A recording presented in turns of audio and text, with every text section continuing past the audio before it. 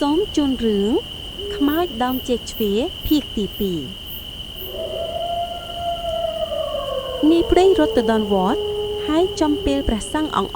បានសឹងលោកទៅហើយ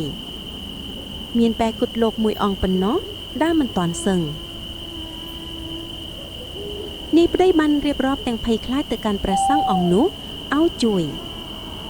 ព្រះសង្ឃអង្គនេះបានស្ដាប់រឿងទាំងយប់ហើយក៏សម្រេចចិត្តជួយបុរសកំសត់នេះ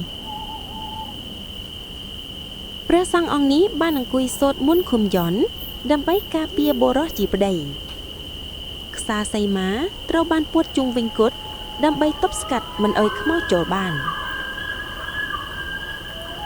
នាងខ្មោចប្រពន្ធនៅតែមិនទៅណាទេនាងនៅដើរតាមក្រវិលមើលជុំវិញគុតតែខ្សែសីមាបានការពារគុតមិនឲ្យនាងអាចចូលបានឡើយនាងខ្មោចក៏បានឃើញស្លឹកធៀងដើមចេកជ្វាដែលលយចូលសម្យ៉ាប់បាំងអនគុត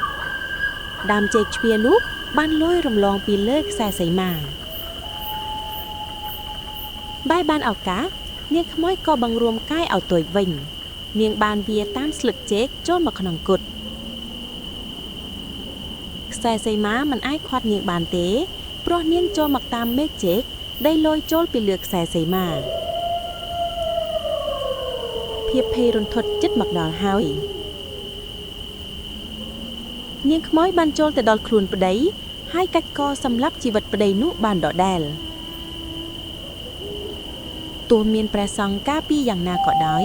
ក៏នាងខ្មោចនៅតែអាចតាមយកជីវិតប្តីបានព្រះសង្ឃអង្គនោះបានត្រឹមតែអង្គុយមើលទាំងភ្នែកស្រលៀងដោយមិនអាចជួយអ្វីបាន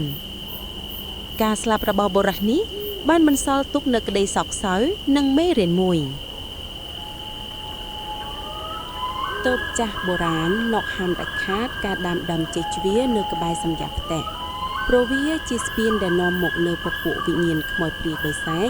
អាចចូលមកសន្ធិដ្ឋនៅក្នុងផ្ទះរបស់យើងពួកគេអាចបង្ករឿងរ៉ាវផ្សេងដែលយើងនឹកស្មានមិនដល់ជាពិសេសដើមចេកជ្វាដែលផ្លែចេកមានគ្រាប់ច្រើនខុសពីផ្លែចេកធម្មតាភូមិដែលធ្លាប់អ៊ូអរបានคล้ายទៅជាទីស្ងាត់ជ្រងំគួរឲ្យព្រឺក្បាលពេលយប់គេឮតែសំឡេងឆ្កែលូនិងពន្លឺភ្លើងចង្កៀងភ្លុំភ្លុំទៅតាមផ្ទះនីមួយរឿងព្រេងនិទានខ្មោចដើមចេកជ្វានេះបានបន្សល់ទុកជាមេរៀននិងការក្រើនរំលឹកដល់កូនចៅជំនាន់ក្រោយឲ្យមានការប្រុងប្រយ័ត្នចំពោះធម្មជាតិជុំវិញខ្លួននិងគោរពជំនឿតាំងពីបារមបុរាណមក